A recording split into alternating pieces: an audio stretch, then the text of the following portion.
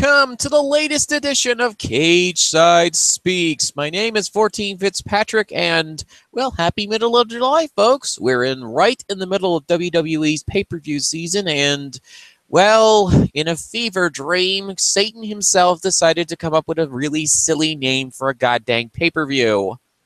Great Balls of Fire. I have had to say that name 4 times now, folks, and I get less and less happy every single time I have to say it. Because of how fundamentally silly the name is. So I've been going with WWE Bonfire as a stopgap, but we incorporated it into the title today on the Bonfire on Matinee Night Edition. Now, unfortunately, 2 of our speakers got abducted by aliens, so we just have 2 people with us today. All right. First up is Chris. Yeah, back again. This was a show with it was a good show with a bad name, so I'm happy to be here to talk about it. At least it had a 50s aesthetic, monster attacks, and popcorn. Mm-hmm. And also joining us for the second time and returning from her WWE UK Championship Tournament appearance is Leap Saxon. Good moment, everyone. This is so great. To start things off, did either of you folks watch the pre-show match? Yes. Yep. Okay, so Leap, I'll have you go first in this one. Neville versus Akira Tozawa. Now, I thought this match was enjoyable, although Neville did start off the festivities by kicking Tozawa in the nads, so, okay, the title of the pay-per-view is now accurate. Mm-hmm. But what were your thoughts on this match? Well, I think you put it pretty well. It was an enjoyable match. I did not care for the ending. I wanted Tozawa to go over. But in general, it was it was really great. And I'm starting to grow on Titus O'Neil in this silly role of his now. It was a good addition to it, and it added a nice flavor to the match as well. Well, Apollo Crews finally has something to do, as does Tozawa at this point. That's true, of course. Coolness. Chris, what are your thoughts on this match? About the same. Good match. Terrible ending. Neville is slowly turning into the Asuka of the cruiserweight division, in that he's kind of being a division killer, but I suspect that has more to do with the fact that they just don't know what to do with the cruiserweight period, and they haven't figured out a story of how he's going to lose the title. But at the very least, there are a couple of legitimate contenders to follow it up. Tozawa has a legitimate reason to ask for a rematch, and I would hope that he wins the rematch, because that's he's definitely proven himself to be a great performer. I've also got Mustafa Ali as a possible contender, and if they would ever give Grand Metalik anything to do in the cruiserweight division, I'm sure he could prove himself to be worthy of a championship opportunity. But as for this match, like I said, I really enjoyed it. Tozawa really showed a lot, and Neville having to resort to dirty tactics is a good little bit of continuity for how he's basically had to pull out all the stops for certain opponents who have proven to be beyond his normal skill. So I'm looking forward to what they do next, even if only 5 people are watching the cruiserweights at this point. In all honesty, I really do feel that they've got something good brewing in the cruiserweight division right now. I know that Neville's been kind of a drag as a champion, but they are telling a story here in that they want to do this next match at SummerSlam. Mm-hmm. So we might see a title change then. We've also got an interesting feud brewing between Kendrick and Gallagher. We also have Drew Gulak and his no-fly zone gimmick, which is working out nicely. Yeah. Things are working out for the Cruiserweight division. They actually have stories and feuds going on with multiple individuals right now at this point. Yeah. I just think that a lot of people were very optimistic about the Cruiserweight division being where it is right now, whereas I've been much more modest with my expectations with the Cruiserweight division. This is only year 1 in this hypothetical 5-year project that I have in the back of my head. They are doing a lot better than I expected they would, and they've already begun to get rid of baggage, like sending Austin Aries in a trebuchet to the Bermuda Triangle. Well, you know, he wrote his own ticket there in that regard. So, you know, as much as I enjoy him as a performer at times, good riddance to him for just being insufferable in outside of character. Well, also in character too, but you know, that's less important. He is the greatest flying squirrel that ever lived, especially if you launch him out of a trebuchet. And on that note, we get on to our first match of the main show. We have, well, first, Lee, do you have any other thoughts about the Cruiserweight division? Well, it's absolutely intriguing. I haven't watched in a while, I have to admit. But yeah, there's, as you say, there's a lot of promise going on, and I think it's going to pick up. I hope it is going to pick up because I enjoy these guys. I enjoy flying, so definitely worth watching, and hopefully, well, people tune in and watch it. Yeah, I've been kind of getting a little insulted myself with the whole constant tiny babies comments, which, like, I'm going, if you're a cruiserweight and you look at our site, I'm like, okay, I would be really insulted right now that the people that wanted to see you a year ago are now suddenly saying, no, we don't want that. Yeah. Especially when it's actually doing really good right now. I know that people, like I said, had really high expectations. They thought that this thing would work. That they thought that this would be that things would be gold by now. Takes time to make gold. It definitely takes time, and especially with the situation as it is, that they have one match during Raw, which incidentally often gets cut out of the German version, of the German edition of Raw. So I hardly ever see the matches on TV if I watch, which is a shame. So the only way I can watch the Cruiserweight division in general is by watching on the network.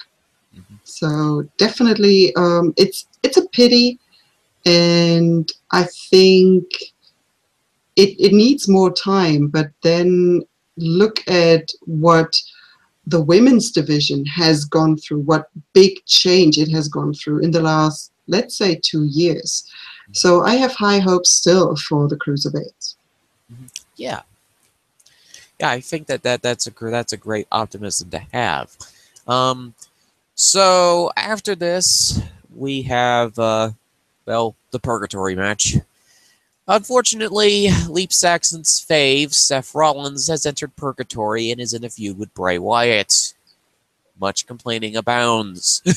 I personally enjoyed this match, but then again, I do like Bray Wyatt, and I have, even though I do not like Seth Rollins, the person, I think that I'm starting to warm up a little bit towards the wrestler, because he got stuck in a match with Triple H, which, okay, that's the first of the 7 sins taken off. You got your match with Triple H, you got stuck with that guy in a match in Mania, and now you're stuck in a Purgatory feud with Bray Wyatt. His spooky words that say nothing, and his Spirit Halloween clearance items that he uses for props. So, Leap, what were your thoughts on this match? Oh, bloody hell, that finish. Once again, I think the match was overall enjoyable. It was a good match, and both, I think, did their best to entertain the crowd, to get the crowd going. But my word, is it really necessary for a man who calls himself a god to need a thumb to the eye to win? This is what tickles me. I mean, I get it. Bray Wyatt needs the win more than Seth Rollins.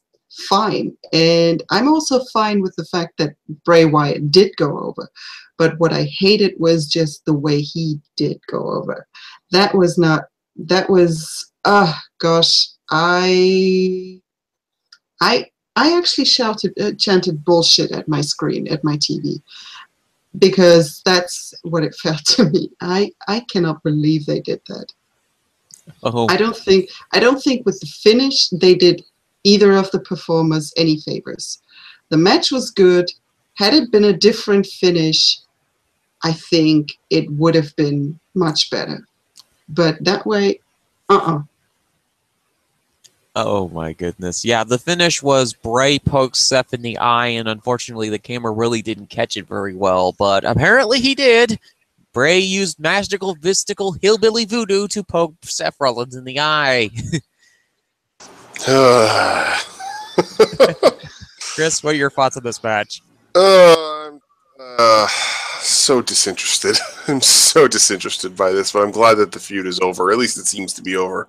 Both of these guys have really been Bray much more so than Seth, but neither one of these guys have been pulling their weight and proving their worth lately, to my belief. This match was not really all that interesting to me. I mean, they tried. I could see that they were trying. But, their styles just don't match up. Bray has just not been doing well with his ring work lately. And Seth, like I said, he's trying, but I still get that whole video game wrestler vibe from him at times, and that did show up a little bit here. But I mean, I guess there's something to be said for getting the disinteresting matches out of the way early. At least for some people. I'm sure that there were plenty of people who did enjoy this match, but getting it out of the way early probably was a good thing, because you wouldn't want that drag in the middle of the show. And yeah, the finish, less than optimal. Not a very good look for Bray, who needs to have a dirty tactic to win. But I mean, that is what it is. That is what happens. And I'm ready for both of these guys to move on to different things, and hopefully with Bray, it's something that will force him to entirely revamp himself, because he's not a good part of the show right now in my estimation. He's not really doing much. Ooga booga, I am your god now. Worship me in my tongues. I like on the abridged post that Steve McBair does the heepa-cha-wappa-cha-wah thing to describe the Bray Wyatt noise. That's an appropriate. I forget what the word is, but that's an appropriate way to type that out, because it's so ridiculous. Like, that was cool. Like 2.5 years ago, that was cool. Now it's just no, honey, no, stop. It's too repetitive. It's as you say, it's been going on for years and years and years and years. It already went down when he was still with the Wyatt family, when the Shield was still around, and it's still going on. I mean, they broke up teams. They created new teams. People have come up. The Divas Revolution started. It's all happened. All the stuff is happening, and he's still doing the same old act. It's getting tiresome. Absolutely, and yeah, like you said, there've been so many people who have changed things around, and even his former compatriots. I mean, Luke Harper has turned himself into a character that anytime he's out there, granted it's not that much because creative is terrible with him, but every time he's out there, he gets people invested in himself. Braun Strowman is one of the best things going on Raw. Even Eric Rowan with his creepy dragging bodies around in the swamp thing. Was more interesting than what Bray Wyatt is doing. I would love to see more of those, more of Harper and Rowan, and conversely less of Bray Wyatt. That's Wyatt, yeah.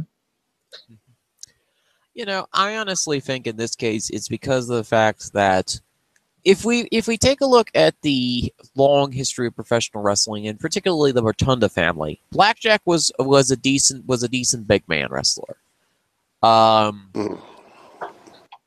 Where Wyndham was let me think here. Barry Windham was a decent wrestler. Was a very good wrestler who his career was cut short by injuries, and of course the '80s and drug abuse happened.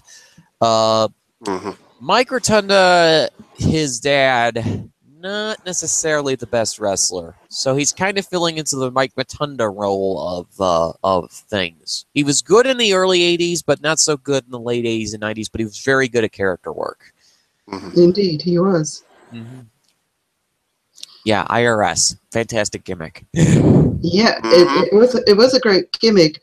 And somehow, and that is the problem, IRS didn't seem so repetitive and so tiring, so tiresome. But Bray Wyatt is just, yeah, it's boring at this point. And it's boring to a point for me that I'm starting to almost doze off during his matches and during his promos. I don't pay attention anymore. Mm-hmm. Mm-hmm. Yeah. I mean, I still enjoy Bray Wyatt. I still enjoy the promos and the character work. But then again, it's because I like community theater style wrestling, and Bray fits those things that I like, and so does my mom. She really likes Bray Wyatt. But again, she's not as big into professional wrestling as a lot of other people. She's into it for the acting that these people can do. And that's honestly like should be looking for, at least in my estimation. Mm-hmm. Yes, as also opposed to the screaming yellow flash of light that just crashed into the Gulf of Mexico. That screaming yellow flash of light is Enzo Amore after Big Cass kicked him like a punter at the Dallas Cowboys football games. Oh my lord! I loved this match. Of course you did. I can't say I'm surprised. I really can't. You know how much I hate roadkill hair. Yeah, I know. I'm very familiar with this. Okay, Chris, you start us off on this match. Yeah. I mean, it was exactly what it was what we thought it would be. You know, that quintessential they were who we thought they were bit. That's exactly what this was. It was what we thought it was going to be. I will give Enzo credit that he gave a fantastic pre-match promo. Definitely suiting his skill set. That worked very well. But the match afterwards, completely forgettable. So is not a good wrestler, as we all know. Cass is slowly getting there, but he's not anything special to write home about. He is less attractive test, as lovely Tanya Rogers likes to say in the Daily. So he doesn't really have anything to latch onto as a performer, just except for the fact that he's a big man, and there are better big men out there. So he's going to end up getting overshadowed. But yeah, I mean, it was exactly what we thought it was going to be. Enzo got himself murdered, and Cass moved on. So whatever. I think the best thing to come out of this match is all of the pictures of Cass's entrance, where you have his name on the Titantron, but his body obscures the C, so it just says "big ass" because he is a big ass, as it were. Oh dear Jesus! Hey, you know what? Put that one on Kevin Dunn. Don't put that on me. He's the one who's in charge of the freaking cameraman. Well, the guy's 7 feet tall. Of course he's going to obscure part of the logo. Yeah, well, they should have thought of that. Oh, man. So, that was my thoughts. Okay. Leap Saxon, what were your thoughts on this match? Well, I'm with you, actually. On the match. I think I loved it. And yes, Enzo's promo before the match was, I think, his best in a long, long while. Just like Bray Wyatt, his shtick at the beginning, his entrance shtick, had just become too repetitive, too tiresome for me, and it was coming to a point where I was thinking, come on, not this guy again. And so it's a good thing they moved on, and it's a good thing that they had this match from an emotional point of view, which is how I like to view the matches. I thought it was great. It was great to see Enzo try and come back time and time again, not give up. So, and in the end, he still got killed. And I loved it. That was actually, I think, one of 2 matches maybe on the card where I was happy by the outcome.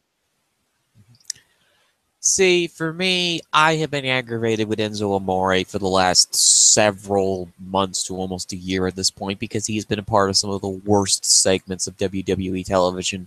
I've expressed before on podcasts in the past that Enzo Lana Rusev segment was the only segment in professional wrestling at this point that I've watched in my life that almost made me gag. Did you have to bring that up? I have to bring that up for the point, unfortunately. After that horrific segment, and after every other horrific segment that Enzo Amore has been a part of, no doubt due to the incredible writing talents of Dewey Foley. Note, sarcasm font, people. Yeah. Oh, my Lord. After all of these things that happened and all of these incidents, you would have think that Cass would have drop-kicked Enzo into the Hudson River by now, but no, the guy apparently has the patience of a saint. I think after this match, he can now apply for sainthood. Probably. So my thought was this. Cass, why did it take you so long to destroy Enzo? Any other sane, reasonable person would have destroyed this guy ages ago. That is true. I mean, all of the trouble that Enzo has gotten Cass into, all of the times he's run his mouth on people that he really shouldn't have run his mouth on. I mean, all the fights that he picked against somebody who he really shouldn't be picking fights with. I mean, you pick a fight with Cesaro and Sheamus. That's a bad idea there, Enzo. You know, the good idea, bad idea part of Enzo's head doesn't really work all that well, unfortunately. So, Team. yeah. So he always gets his team into situations where it's a bad idea to get into matches with them, or it's not advantageous for them to do, you know, the things that they need to do to get the tag team gold. And Cass saw that. He was like, oh, look, my buddy just got kicked into the ring ropes again and proceeded to bounce off them at a really wacky angle. My man had managed to have a bad match with Cesaro. There are things possible in the universe. But here's the thing. Enzo is a great talker. He's a guy that is not the best in the ring. And please, for the God, please remove that poop emoji from the back of your tights, Enzo. That was funny the first time, and then it just was like, no, stop it. No, I don't want any more. It is like this was a bridge too far. Yeah. Officially we got a bridge too far. Yeah. It's always a bridge too far with Enzo. He never knows when to cut back and think, gee, maybe this might aggravate the audience to make me hateable. And I might think that might have been the intention at first, but then they decided to go, let's break up this team, which I think is beneficial for both individuals. I know that they might not like it at the time, but I think in this case, Enzo can find somebody else to partner up with. Hello, Big Show. You get another unfortunate individual as your tag team partner. Have fun. I mean, can't he just be someone's manager and not wrestle? I hope that that's what they do with him. I mean, he is like you said, Fizzy. He's an excellent talker. So I hope that's what they do with him instead, because he deserves to still have a platform for broadcasting his skills. I mean, as much as we might give some of these performers flack for not necessarily being the most enjoyable, everybody still has their value, and Enzo is a guy who has a lot of value as a speaker. I said for those of you who watch Evolve, I'm sure you know the name Stokely Hathaway, and I've said that Enzo could be WWE's answer as the new Stokely Hathaway, because he has that just natural charisma. It's all on WWE to let it, whether they want to let him do that. So, well, it's also up to Enzo to realize that potential and to cut away some of the flotsam and jetsam of his gimmick to order to make him either more likable or more hateable. It's your choice right now, Enzo. What you want to do with face or heel, whatever you're more comfortable with. As far as right now, he's a face. They'll probably turn him heel in a couple months because they can do a quick heel turn like that. As far as Cass is concerned, he's actually got a few options at this point. First, you have a never-ending feud with the Big Show that you have to get through. Once you pass that Limus test, then you might be moving to SmackDown with Carmella. Oh, my Lord. I don't know how I feel about that. They're going to need somebody to replace Jimmy Dream, and there's going to need to be a breakup angle of that duo soon. So the mental image of Jimmy Dream getting kicked by a 7-foot-tall guy. I mean, I'm all for that, but I mean, the less we see of him, the better, in my opinion. But that's just me. I've grown very tired of him. So, you know what? Actually, I changed my mind. The sooner they do that, the better. Yeah, let's expedite that process if we can. The idea is yours for the taking, WWE. Anybody who's listening from creative.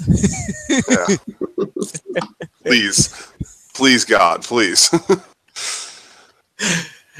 So both me and Leap enjoyed the match. Chris was kind of aggravated by the match, but It wasn't really that I was aggravated. It was more just like, it was just there. I mean, the match didn't really have any substance for me beyond Enzo's pre-match promo. That was really all there was for me. Well, it only lasted 5 minutes 25 seconds as well, so that has a lot of into its favor. Yeah, that was a big part of why there was really nothing to latch onto, because there was so little going on there. Compared to the 30-minute long slog that was this next match, Cesaro and Sheamus versus the Hardy Boys. Oh dear Lord. Yep. Leap, do you want to go first on this one? Well, the thing is, I like all 4 performers. So I was invested in the match, especially because I like the Hardys so much. They've been my favorites almost ever since I started watching WWE. So I liked the match, not as much as other Iron Man matches, but it was good for me. I quite enjoyed it still. And what, again, though, I hated, and this, I think, is a little bit of a theme here, was the ending. I hated the ending. Because I'm so... because I like the Hardys so much, I wanted them to go over and win. And it was just... Why? I don't want that. Also, I have to say, as much as I like Cesaro, he does not work as a heel for me. He just does not work. Sheamus, he's a great heel, but Cesaro, make that man a face again. Mm-hmm. I'd have to agree with you there. I mean, I personally myself am not the biggest fan of the Hardy Boys, but I can understand why people would be really engaged in their matches, and they are trying to work a miracle considering the fact that Jeff's 39, Matt is, I think, 40 at this point. Something, Yeah, they're pretty up there in age for sure. Yeah.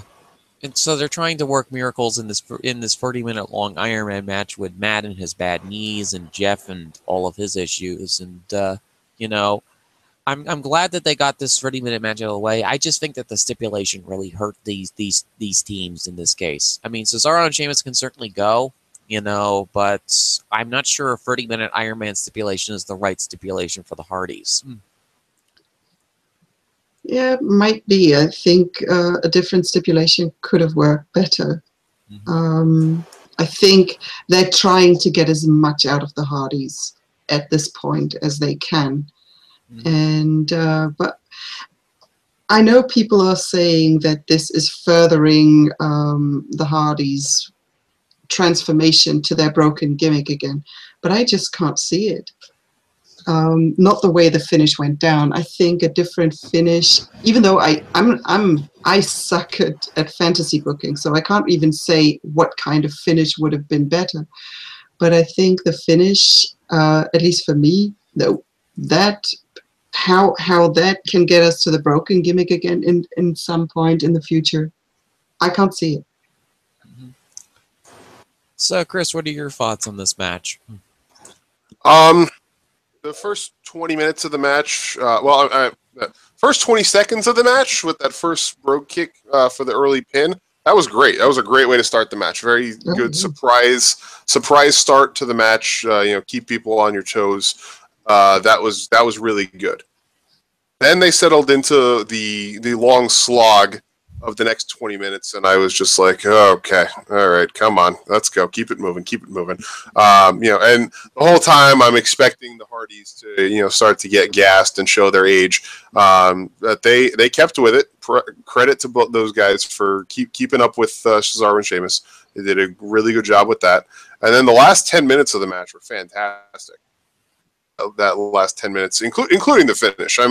I think that it makes sense to go over here and for them to freshen things up a little bit, because they've been pretty stagnant lately. They don't really get a lot of attention, so their programs and feuds have been pretty weak in my estimation. And I think that while Cesaro and Sheamus work well with the Hardys, I think that it may be time for all of them to get something a little bit new or fresh going.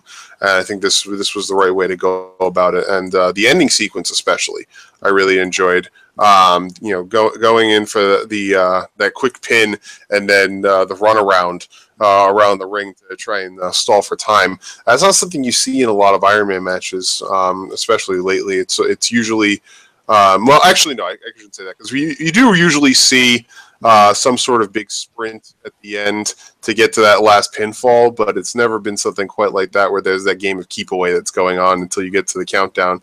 It's usually always you're like counting down to get to the last pin, to have the last pin be a failed pinfall call at the end where you run out of time instead. So that was different. I enjoyed that. And yeah, like I said, I'm looking forward to what's coming next for these guys. It looks like the Hardys are moving on to feud with the Revival, which should be a good time. I know that they haven't worked together in the past, but knowing what the Hardys have done in their feuds with the Young Bucks in Ring of Honor, I think that this could be a lot of fun for these guys. And wherever Cesaro and Sheamus go next, I'm not sure what they're going to do with them, but hopefully it's something fresh. Because some of these teams, really, actually, honestly, the Raw Tag Team just needs more bodies in general.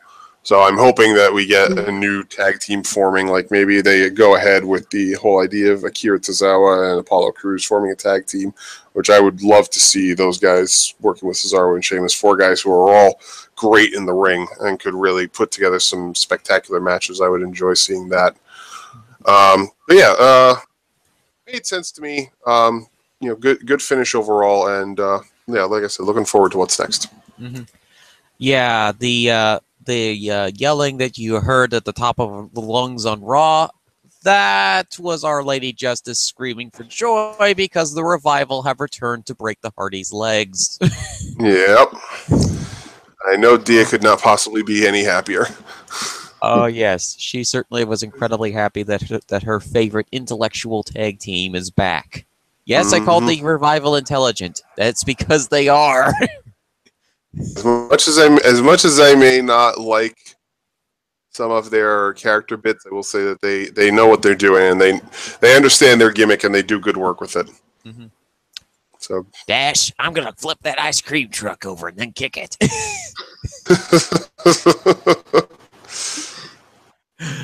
Oh, man. They are the perfect foil for the Hardy Boys, and I think a massive improvement over the Bucks, as far as who they're having to face against. They're not facing against their clones this time. They're facing against a tag team that is literally 80s tag team wrestling incarnate. Mm-hmm. And as for Cesaro and Sheamus, either they're going to have a feud with some of the newly formed tag teams, where there's a lot of hinting that Dean and Seth might get back together. Oh, boy. Yeah. That might be a thing. Yeah, that might be a thing. Well, if Seth ever gets access to a chair, start running, Dean. Yeah, really. No more chair shots, please. No more chair shots. In the meantime, I think that Cesaro and Sheamus might have a midterm feud with the team that won against the Hardys on Raw, which would be Anderson and Gallows. Yeah, that would make some amount of sense. Although they have feuded with Anderson and Gallows already, so I mean, I don't know necessarily if that would be the most the newest possible thing, but I mean, it could work. Maybe a certain demon might be interested in some tag gold. It could be interesting. if he ever decides he wants. I think Chris's idea was great. Just team up Tozawa and Apollo Crews. I'm all for that. I mean, they have history together from working in Dragon Gate USA. That could be a ton of fun. You know, I was all in favor when Apollo was feuding with Kalisto, and they were at the same time trying to woo Akira Tozawa, and I was like, make him be a trios team, make him form a trio stable, you know, the Dragon Brothers. Just do it, please. That would have been a lot of fun. Those guys all, and it would have been a ton of fun to see that. We do have a minor logistics problem with the idea, though. If we want a Tozawa to get the Cruiserweight Championship, then why would he be doing a tag team? Unless, of course, you're planning on not having this team win the belts. No, if you want to do it as a stable there, then you make Apollo and Kalisto be the tag team. I mean, they've had certainly put Kalisto with the heavyweight division enough that they could find a way to make it work. As long as it doesn't involve any dumpsters, I think the man has a pathological fear of them now after Braun Strowman managed to launch him off the stage with one. Oh my god. Still one of my top 10 matches of the year, folks. Hey, I mean, it worked. It worked for the narrative purposes. I'll give you that one. Good time. So after the 30-minute long match, we then had our first match, which may have caused the ring to have completely imploded. We have a shoot fight on our hands, folks. Sasha Banks versus Alexa Bliss. 10 minutes. Actually, this was 11 minutes, 40 seconds. It was by countout. And these two, well, they had a shoot fight. So, Chris, do you want to start us off with this one? Oh yeah, this was a fun one. I enjoyed this a lot. You know, Alexa and Sasha, they, you know, whether or not they actually do legitimately hate each other outside of the ring or not, they work exceptionally well together, and none more evident than in this match. You know, the chemistry was great. I'm still not the greatest fan of Alexa's in-ring work, but I mean, she's getting there. And Sasha definitely did her part. They both looked great, and like I said, it's just all about the poor. At this point, the two of them just mesh so well. I'm looking forward to seeing what's next, and hopefully that is not something that involves Nia Jax, because I'm really not a fan of Nia Jax at all. But it looks like somehow we're heading to either some sort of multi-person match at SummerSlam, so we'll see where it goes. But I'm just in general just happy that they're continuing with this feud, because, like I said, the performers just work too well together to not have continued this in some capacity. Yeah, like this was a fantastic match, and so. Leap, what were your thoughts on this match? Well, guess what? I hated the finish. I mean, we all hated all the finishes on this show because there were far too many dirty finishes. Yeah. Yeah, that's exactly. I was avoiding that. It was. I mean, that is again a dirty finish. How many dirty finishes do you have? Well, it's just it was too much. But as you said, yes, they have amazing in-ring chemistry. I could watch them go on forever and ever. I could actually watch them go on for longer than Sasha and Charlotte. They also had great chemistry, and they put on some amazing matches. But I still with Sasha and Charlotte, I still started losing interest towards the end. But this, because it felt so personal, no matter if it really is or if they just make it seem so personal, but because of the feel of it, I was invested until the very end, and I kept watching, and I also kept switching my favorite. Oh, Sasha's going to win. No, I think Alexa's going to retain, and I just kept. I didn't know who was going to win, which I think is a good thing because it kept me at the edge of my seat. So yeah, but again, a dirty finish. Seriously, WWE, that's all you can come up with. Yeah. Yeah, the laziness heading into SummerSlam is really just kind of bothersome at this point. It's like, come on, you can do better than that. You're just choosing not to because you want to save all the big stuff for the big pay-per-view. Mm-hmm. Yeah. That doesn't really serve the performers very well, in my belief. It doesn't, and the thing is, because it's so lazy, why the hell bother to have a pay-per-view every other week, every other fortnight? It's just ridiculous. The amount of pay-per-views we have, some of the matches that are being put on, Sasha and Alexa was not one of them, but still, we have some matches that aren't really pay-per-view worthy and still are on pay-per-views. So it's like, come on, WWE. Either slim down and don't get us as many pay-per-views in a year, or get your stuff together and give us better matches, give us better storylines, give us better storytelling. You're asking too much of them, Leap. I'm sorry to say, you're asking far too much. I'm an optimist. These are I always do. fans. But you're 100% correct. I mean, they really do need to learn how to cut the fat from these programs, because there's just so much that is unnecessary and just so much that's clearly designed to kill time and just fill space, and doesn't really do any good for anybody. So why continue like that? Why continue in that fashion? The dirty finish is clearly just a move designed to get us onto SummerSlam, where they're going to have the big deal match, and it's probably not going to be it's not going to make all of this time killing worth it.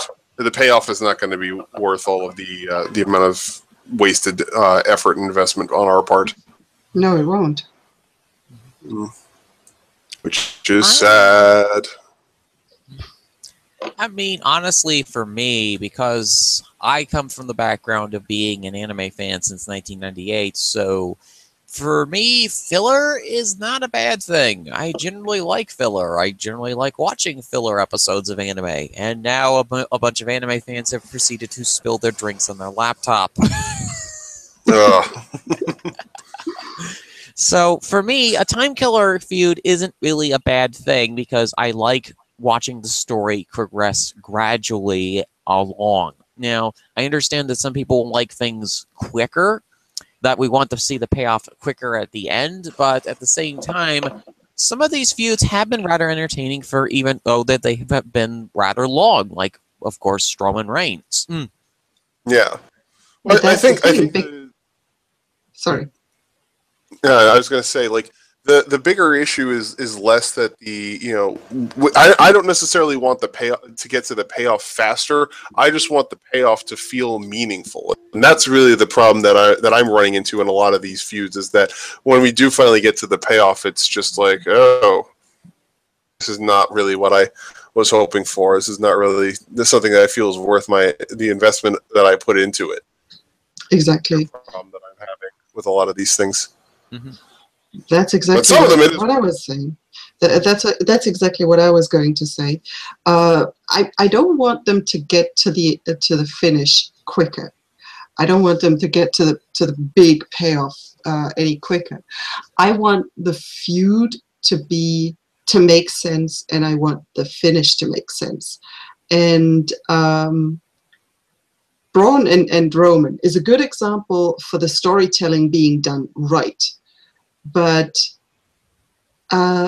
Seth and Bray, for instance, is a good example for the storytelling being done wrong. Mm-hmm. It's just wrong. It doesn't make any sense. It's not good storytelling, and the payoff was lacking. Mm-hmm. And that is my concern. So yeah, it's a good. I understand that they want to get to the SummerSlam and have the big matches there, but they're not getting us there in the right way. Yeah, that is completely understandable. And this gave me a little bit of idea. Okay, hypothetically speaking, Chris and Leap, what would be the optimal payoff for instance, the start for this Sasha-Alexa feud?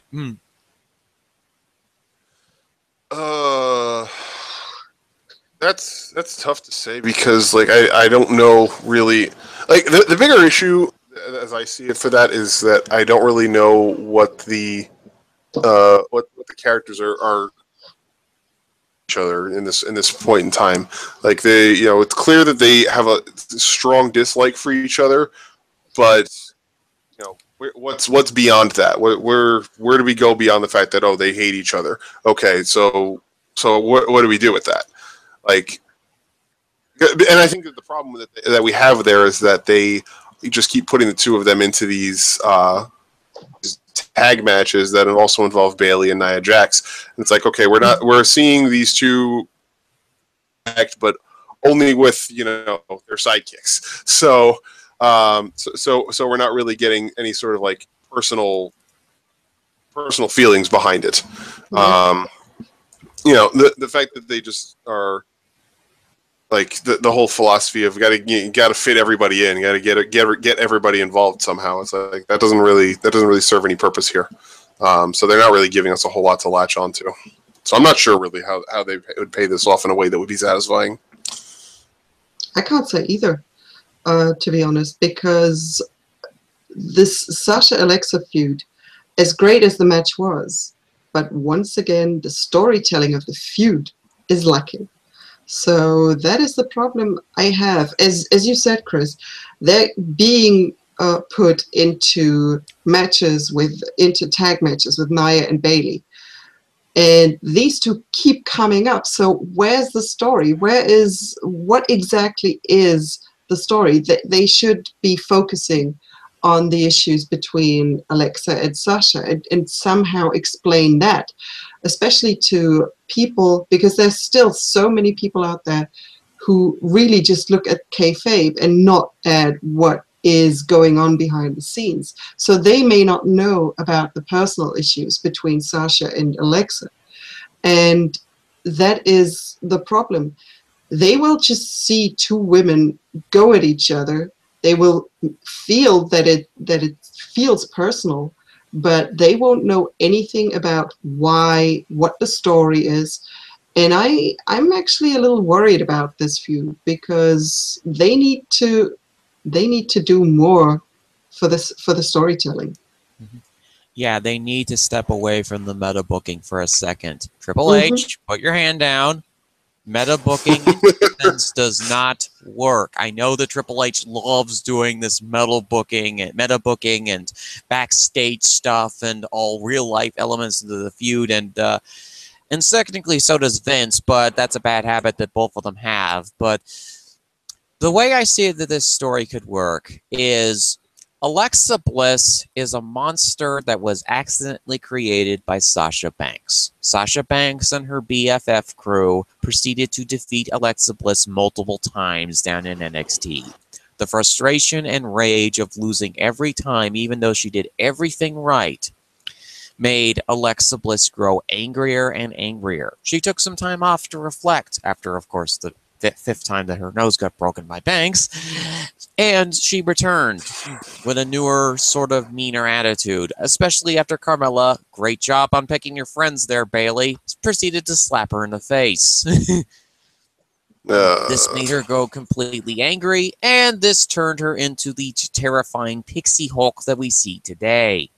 So if we were looking at this whole "you made me what I am" thing, if we went in that direction, that might work. But unfortunately, this requires integrating NXT storytelling into the main roster, and this goes as well as water and electricity.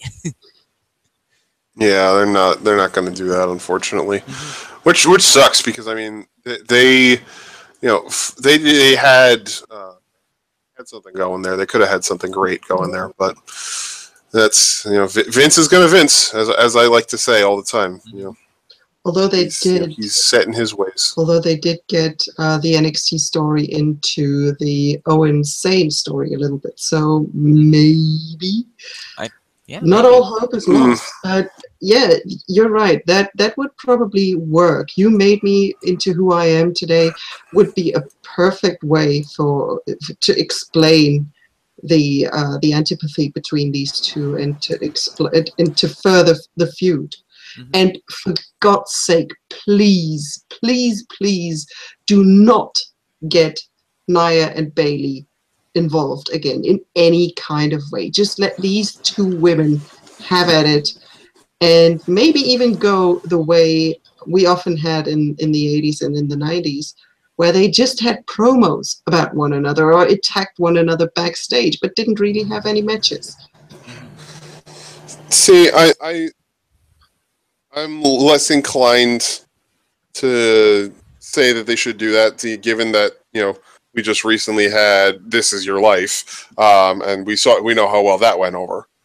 So I don't know necessarily if that would be the best thing to do, but they need to do something to give this feud some authenticity, and setting it up. It seems clear because they keep trying to integrate Nia Jax into things, even though nobody really wants her there. But they seem set in their plan to Jax involved somehow. And if they're gonna do it, like this is something that I've had to say a bunch of times in regards to Roman Reigns. If you're gonna do it, just go ahead and do it and forget about what people are saying, because we can see that you want to. It's like you can tell WWE you want Nia Jax to be this uber monster that would destroy the division just because she looks different. She has that larger size and just looks like a more dominant performer. Just go ahead and do it. Don't half-ass it. This whole thing of we're gonna put her in and then no, we're gonna take her out. We're gonna put her in the WrestleMania match. No, we're gonna have her get eliminated first. It's like, you want her to be a dominant performer, then just let her be a dominant performer. Forget the fact that she's clearly not great in the ring. Booing it. So if people are booing it, then don't keep trying to do it. Or if you are going to keep trying to do it, then just go full tilt and do it.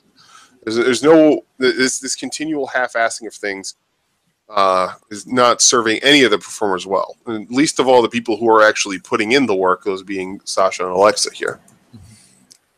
So.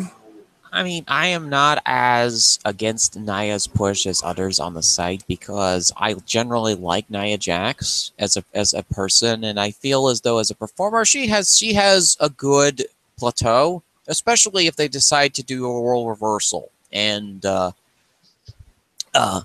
what my idea would be in the future of the women's division, and I know this is going to sound like a completely crazy idea, keep Sasha face.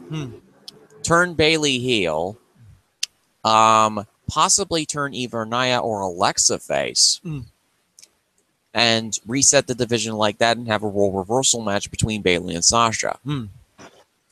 That's actually not as crazy as you think it sounds. I'm okay with that, because Sasha is clearly the 1A star of this division right now. I know that everybody said, "Oh, Bayley's going to be the biggest star ever, and they should have Sasha go back to being the boss." But given how much they've completely ruined Bayley at this point, it's Sasha is still doing as strongly as she has. Then they should just run with what they've got. My podcast partner George Kurtenjart say, you don't go to war with the army you wish you had. You go to war with the army you have. This is a case where they've got Sasha in this incredibly high position right now. So run with it. Just let it go and see how far you can take it, because they're not going to get another chance like this if they keep half-assing it. Mm-hmm. Yeah, I mean, I think at this point I think I'm okay with Sasha as champion. I might have some of my issues with Sasha as far as how she interacts with folks. All of the whole standing and all the weird stuff that the Twitter people do, I'm not necessarily a fan of, but I think if she's the champion, I think I'll be okay with that, even though I'm a much bigger fan of Alexa. Because I feel as though that there's a lot more utility in Alexa being either a face, because she is getting over with the crowd. She can't keep them from booing her for much longer. Whereas on the opposite end of the floor, Bayley needs a heel run to establish her character. She's been a face and stuck in this gimmick for 4 years now. Mm-hmm. She needs something. Yeah. It's not necessarily sad to say, because they needed Bayley to have at least a heel run down in NXT, but unfortunately, because she was so beloved by the cult of Full Sail, they couldn't be able to do that. Well, what I was going to say is it's unfortunate to see that when Bayley came up to the main roster, there was all the sentiment about this is a surefire thing. There's no way that they can do wrong in this. As proven, we had a moment where we said there's no way that they can do this wrong, and WWE Creative said, "Hold my beer, I got this," and then proceeded to completely ruin it. So I'm not sure if ruin is the word I'd use, because Bayley to me reminds me heavily of a highly touted college football quarterback that gets drafted in the first round of the NFL draft that turns out to be not as good as advertised, because what everybody kept overlooking was the fact that Bayley's promo ability wasn't the strongest, and you have her in a situation where she has to cut promos on the main roster. And in NXT, her sort of dorky, stuttery voice worked in NXT because it made her more relatable with that particular audience. However, that's Full Sail. That's the same audience you're working in front of every week. Raw tours all over the place. United States, all over the world.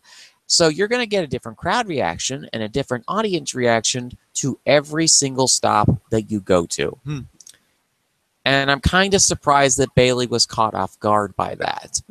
Considering how high of a wrestling IQ that she has and how big of a fan of professional wrestling she is, it's surprising to see her struggle this badly on the main roster.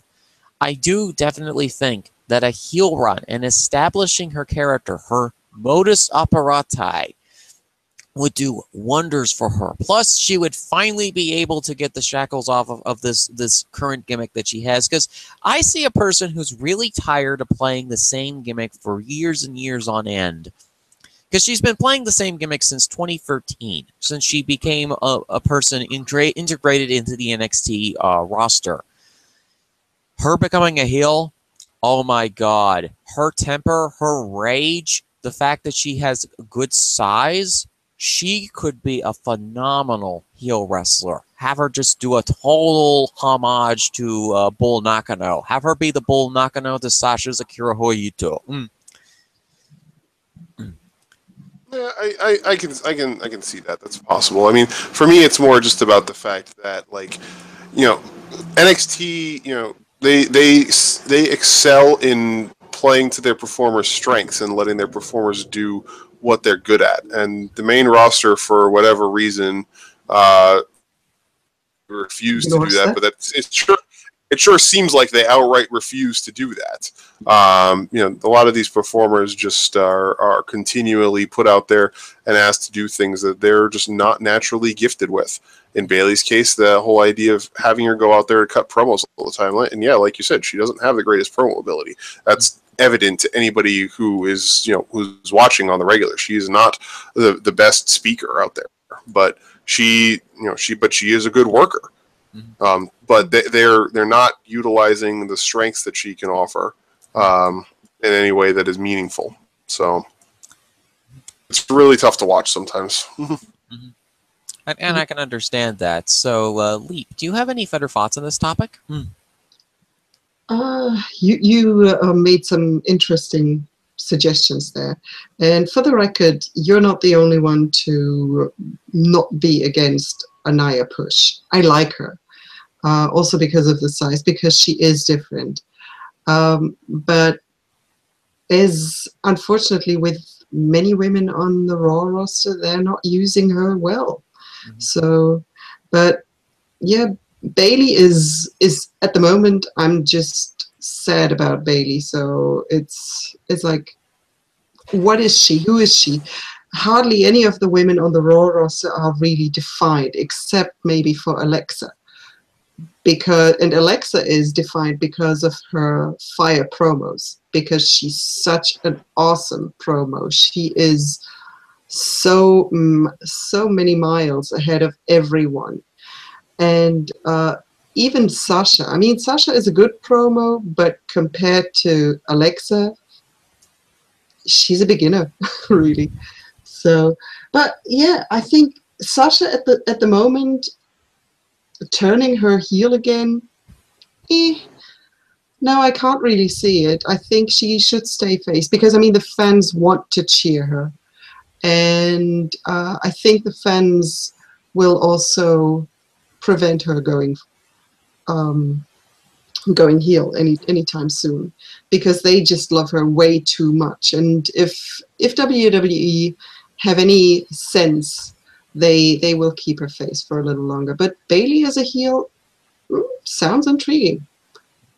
Bring it on. I mean, did you see that Snickers commercial that Bailey did? Oh my God. That was good. Yeah, that was good. Yeah, one other thing I will say, Fizzy, before I know we need to move on, but one other thing I think is that heels traditionally are the ones cutting promos more often. Need to rely more on their speaking ability, and that, as we said, that's not something Billy's necessarily good at. So I don't know if necessarily a heel run would be, because she, having to rely more on her speaking ability, when she's already struggling with that, is not necessarily the greatest thing. So who knows? Her natural speaking alignment might be heel, because she might be able to. She might be able to pull an Eddie Guerrero and pull a really deep, impactful psycho promo, like the one he did about Rey Mysterio when he was holding his mask. Yeah. That is feasible. That is feasible. So after this match, I have some really, really interesting thoughts by our panel here on the state of the women's division. We then move on to the Intercontinental division, where we have The Miz as champion once again, and he has brought an entourage with him. He calls it the Miztourage. Curtis Axel has found a suit that fits him, and Bo Dallas is a guy that looks like a beatnik redneck from the 1970s down in Florida. Who lost one glove. Yeah, lost one of his gloves. After that, we have also the challenger, Dean Ambrose. This is a rematch from the last pay-per-view that WWE did. Kind of skipping on it. It was Extreme Rules. Okay. A 27-minute long match of torment followed, which caused Kane and I to light 50,000 Wicker Men against The Miz for tormenting him for having to review a match that goddamn long. Thankfully, this match was much shorter at 11 minutes and 20 seconds, and The Miz won. So, Chris, what are your thoughts on this match? I'm tired of this feud. It was done better when they were all on SmackDown. This is just kind of a less good repeat of that, and there's not really a whole lot that I'm really enjoying here. But I will say this: they're trying. The variance of adding the Miztourage to this whole thing does make this a little bit more bearable. But yeah, this is just feeling stale at this point. They're trying. They're doing their best, but I don't see that this is worth continuing. I mean, it looks like at least they're trying to switch it up a little bit further now by adding Seth Rollins into the mix. But The Miz needs a new challenger, and Dean and Seth should probably be doing something else. Like maybe they'll be the ones to challenge Cesaro and Sheamus for the tag titles. Maybe they reconcile with each other while Roman continues to be, Murder Incorporated. And Dean and Seth can reconcile things between each other and go for those tag team titles, which will, by the way, make Seth a Grand Slam champion, which is insane to think about. But whoever would have thought that Seth Rollins would be the first of the Shield guys to go Grand Slam? But that's neither here nor there. So yeah, I would actually no. That would make that would actually be the one that would make Dean the Grand Slam champion. I'm sorry, because Dean is the one who doesn't have the tag team titles yet. So yeah, Dean Ambrose is the Grand Slam champion. It's really the idea that anybody besides Roman would be the first guy of the Shield to be a Grand Slam champion is probably mind-boggling to some people, but I could see it happening. Yeah, having Dean and Seth reconcile, and I'm props to the Raw writing team for keeping that continuity alive there. Dean still doesn't trust Seth, even though it's been almost over 3 years at this point. 3 years at this point. Yes, since Shield broke up. So I could easily see that being a fun storyline to enact and to let it play out. Seth having to be conciliatory to Dean, and Dean finally coming around to the idea that maybe Seth has changed and become a better person. And then, pursuing something together, and then the possibilities of where it goes from there would be boundless. So, I would not mind that being the end goal of the storyline, and for Miz to go on to feuding with somebody else. But just get there as quickly as possible, because this feud has gone on for too long, and this match was very emblematic of that, because there really was not a whole lot here to. At least for me to enjoy. I know that there were probably tons of people who are fans of The Miz who really enjoyed this match. As it has been well documented on the site, am not a fan of The Miz in any capacity at all. And to have it be yet another title defense ending with an interference finish left a bad taste in my mouth again. So, yeah, Let's move on from this feud, please, Raw. Please, dear God, Raw, please do it now. And while Chris has a conniption about the Miz, Leap, what are your thoughts on this match? Curtis Axel looks good in a suit.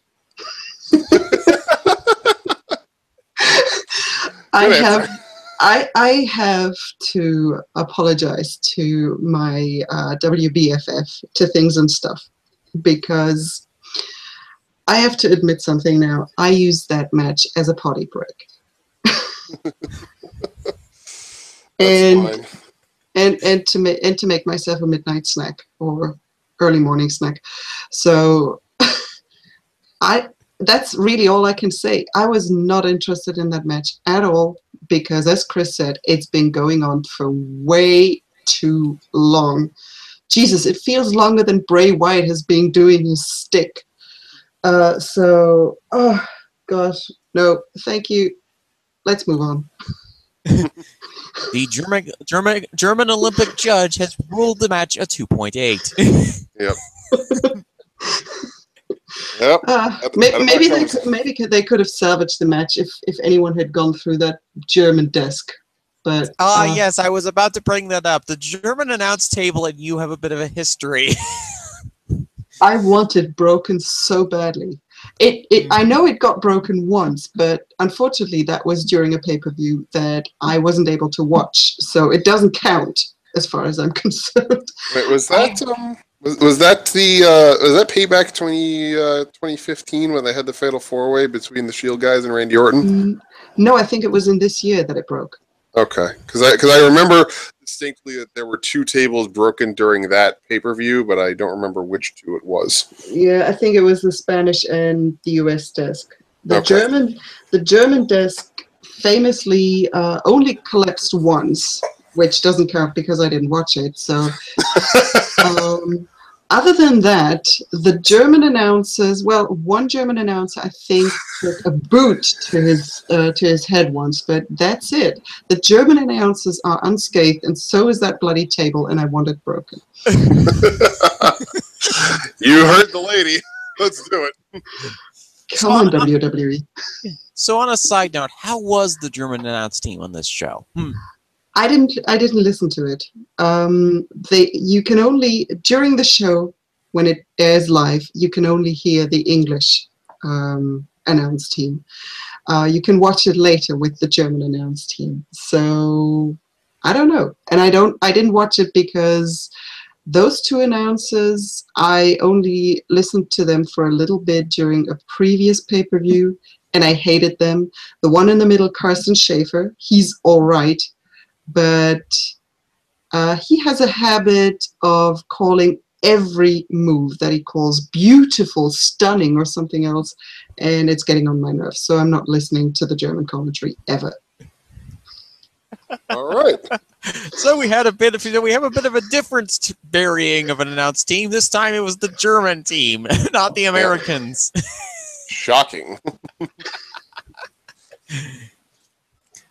No, that German team, I don't know. They got the two young guys.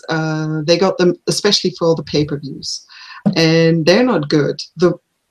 Funnily enough, the best German announced team that we have is the Raw team. Mm-hmm. They're the best ones, and I want them to do the pay-per-views as well. Mm-hmm.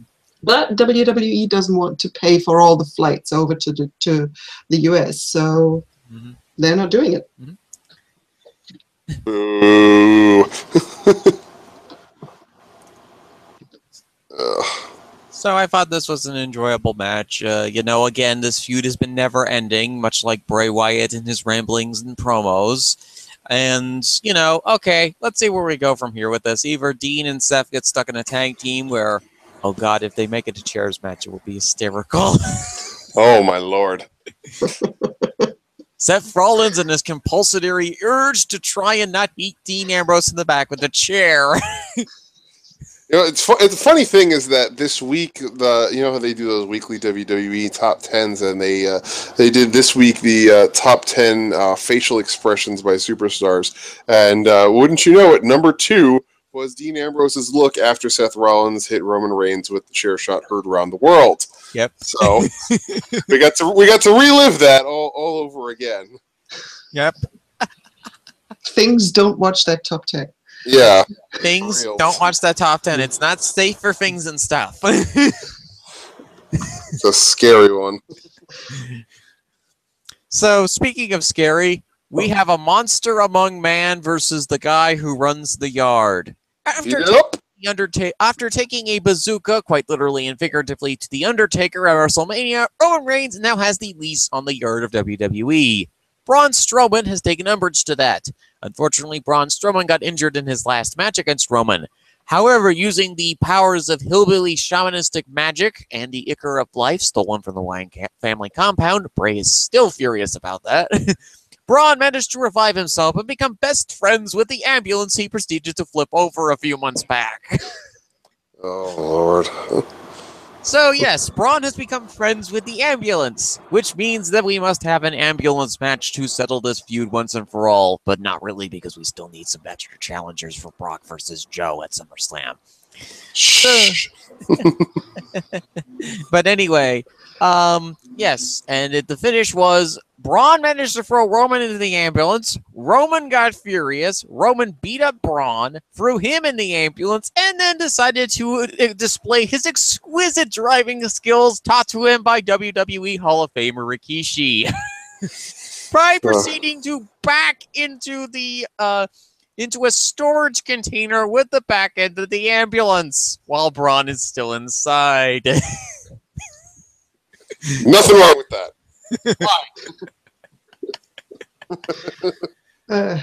Great.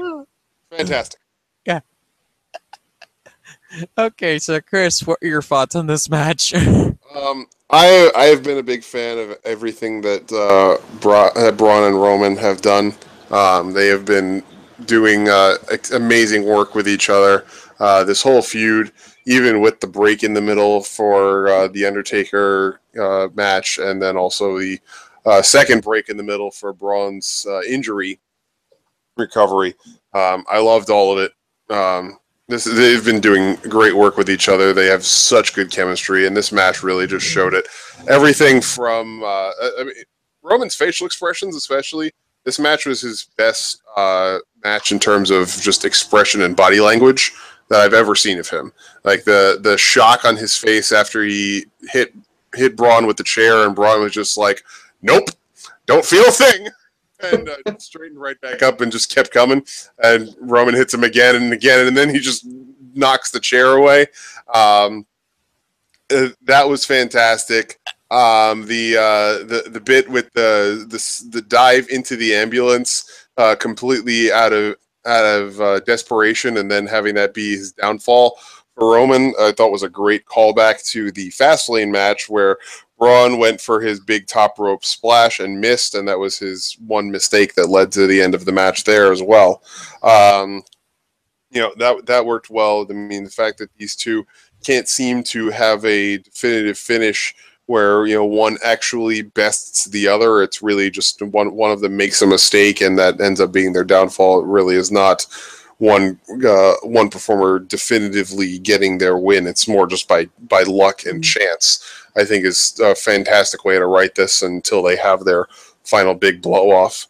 And the bit at the end of the attempted vehicular manslaughter, or vehicular homicide. It was attempted vehicular homicide. Let's call it what it was. I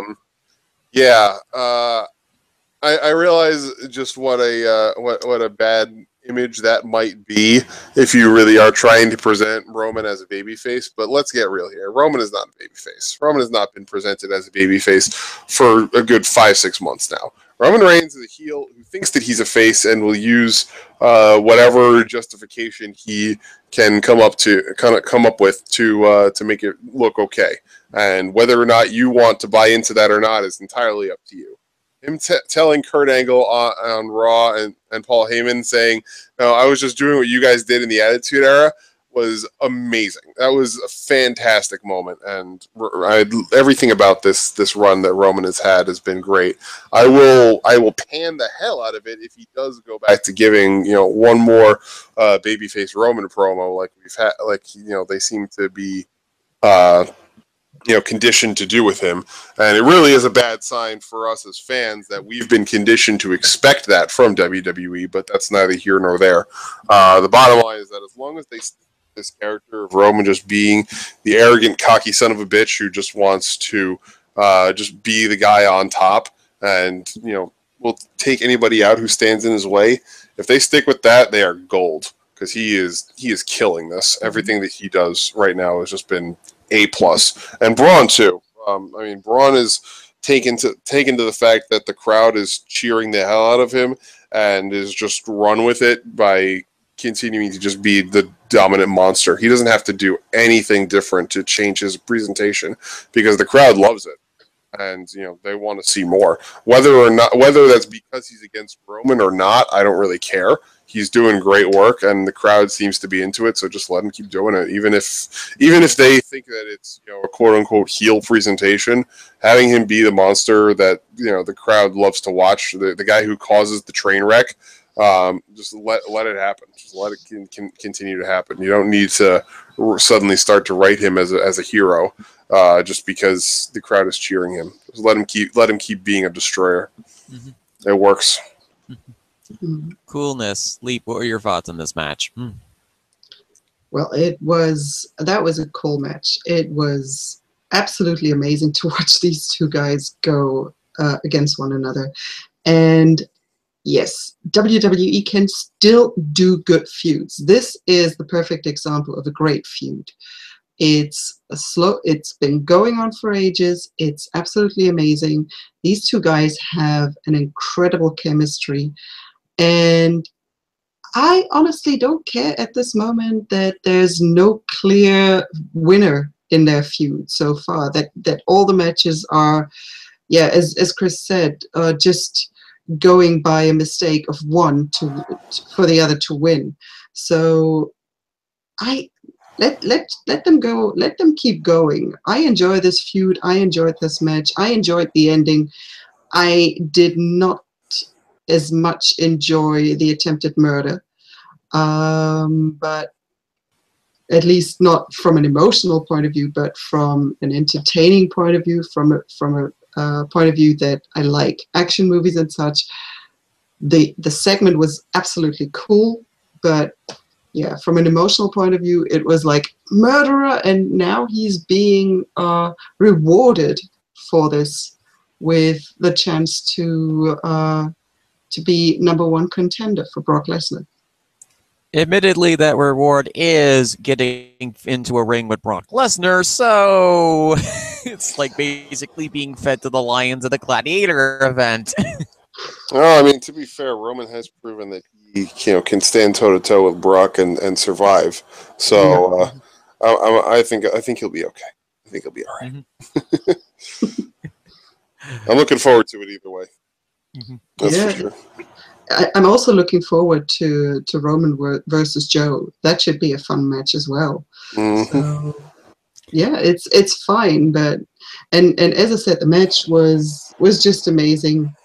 I enjoyed it. I was greatly entertained, and I also was quite happy that Braun won. Mm-hmm.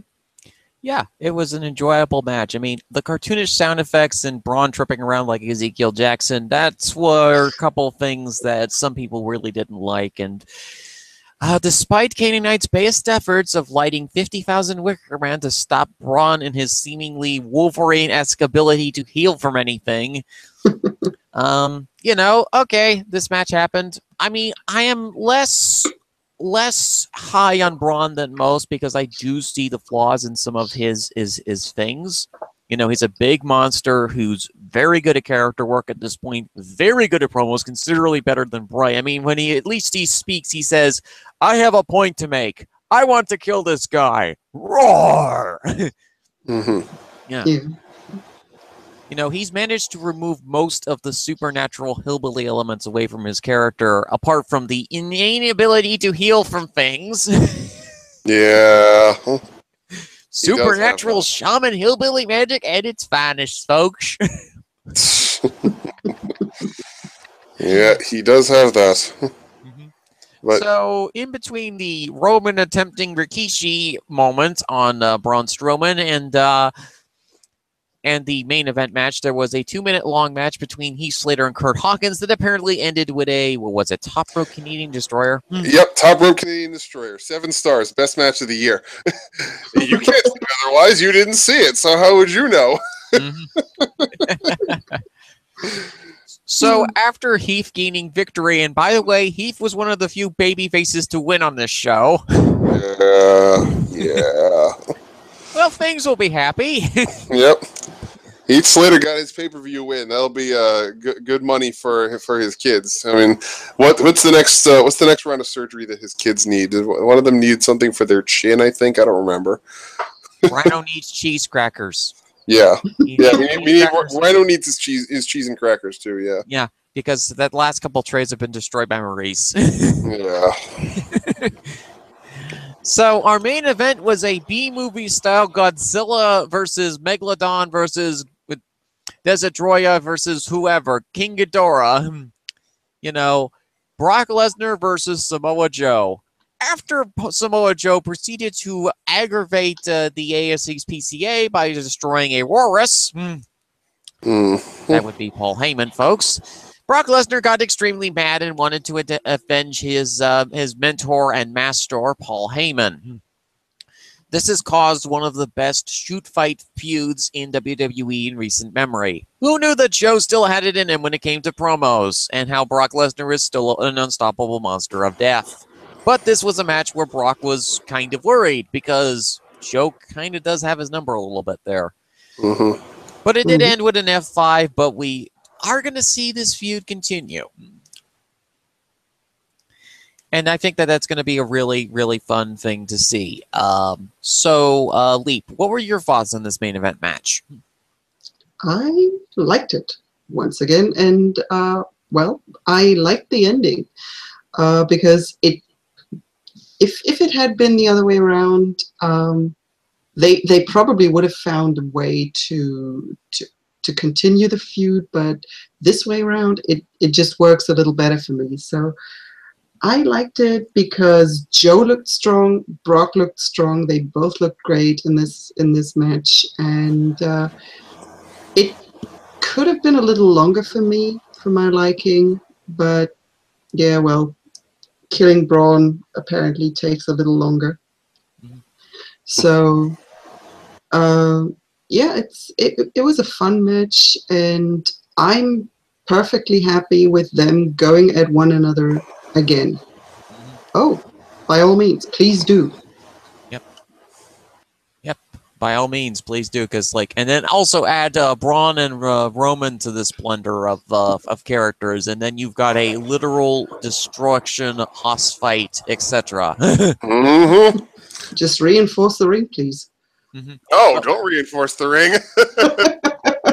Well, the ring will be destroyed by Alexa Sasha round 2, so I say let it collapse, make it a false count anywhere match. I don't really care. I'm just sad that I'm not going to be at SummerSlam for this beef fest when it happens. So what are your thoughts on this match, Chris? I loved it. Brock has proven that, this myth that Brock doesn't care about the business and Brock is only in it for the money and all that stuff. I hope that this match completely dispels that, because Brock made Joe look like a star. He made Joe look like the unstoppable destroyer that Joe was a decade ago in TNA. Brock made Joe look amazing in this match, and Joe put in his work to make sure that he, kept Brock looking good despite almost having his number. The number of times of getting the clutch in and Brock having to fight out of it really made for some high drama. This more than anything just goes to further show that you don't need to have some big giant New Japan epic as your main event. I mean, this is Brock's second main event match this year.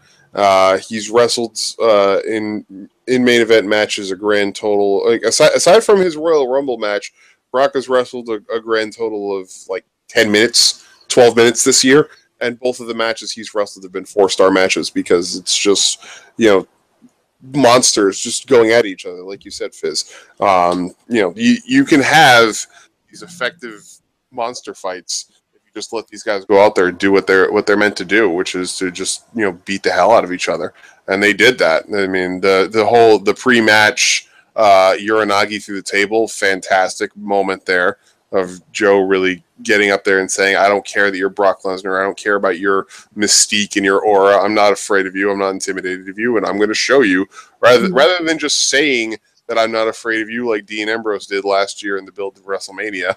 I'm going to actually go out of my way and just show you straight up, I don't care who you are, what you do. I'm going to break you.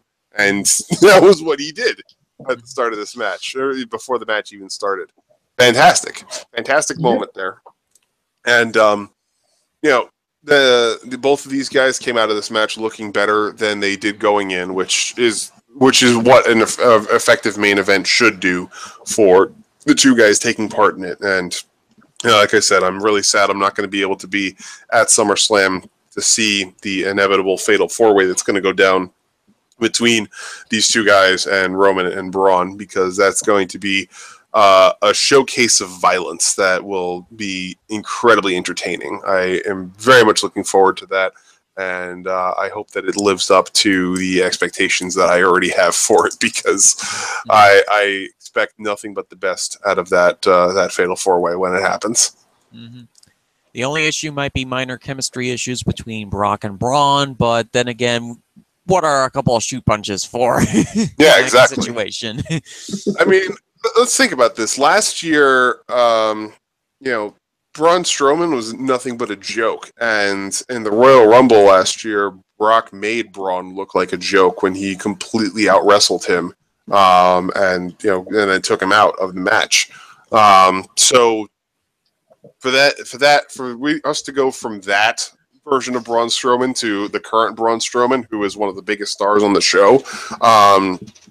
That's a sign of just the fact that Braun just gets the business and understands what he needs to do. And I hope that Brock goes into this match, because I mean, he's already shown he has the respect for Joe. He's already shown he has the respect for Roman.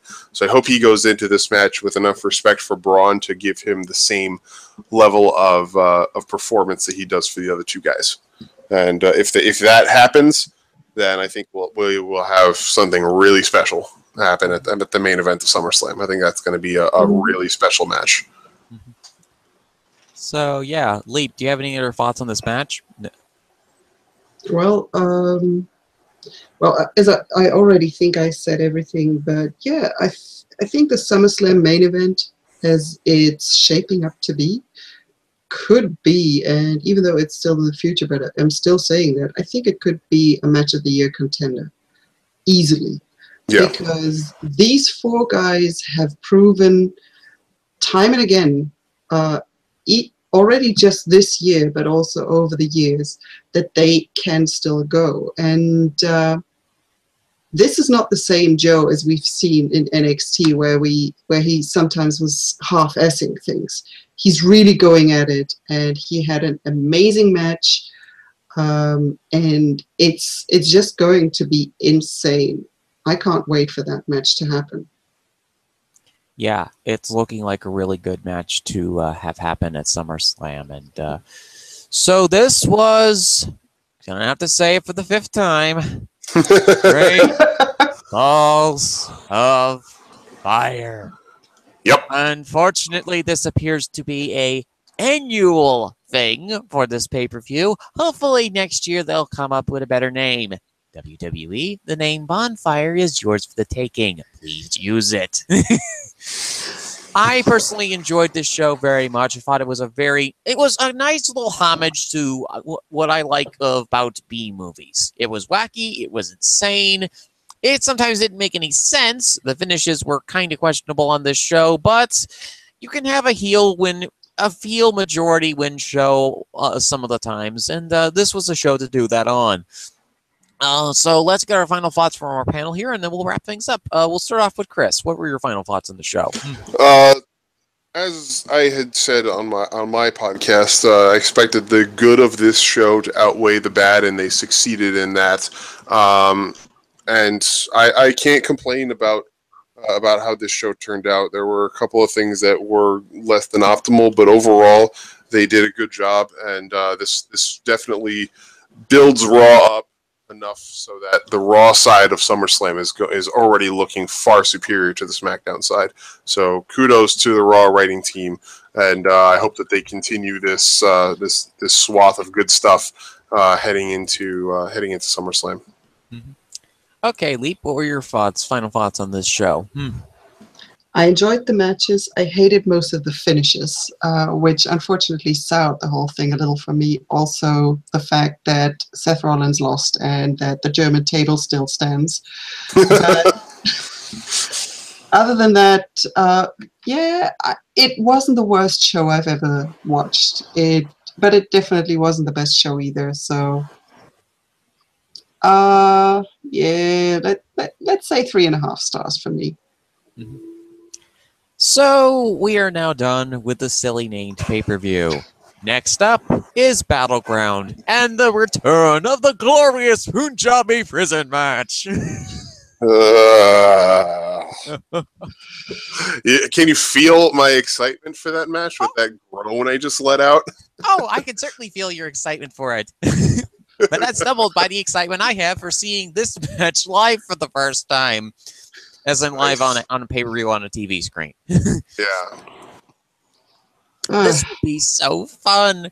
But yeah, Battleground is the next show on our schedule. We'll be doing it between July 29th and 30th. If we can't get people on board for that date, we'll do it on the 5th or 6th of August. But yeah, that will be a super fun show to do. And then after that, we have Escape from Brooklyn and SummerSlam. Oh boy, we've got a bunch of shows for you for the next couple of months here on Cageside Speaks, folks, on CageSideSeats.com. We thank you for joining us for this edition of the show.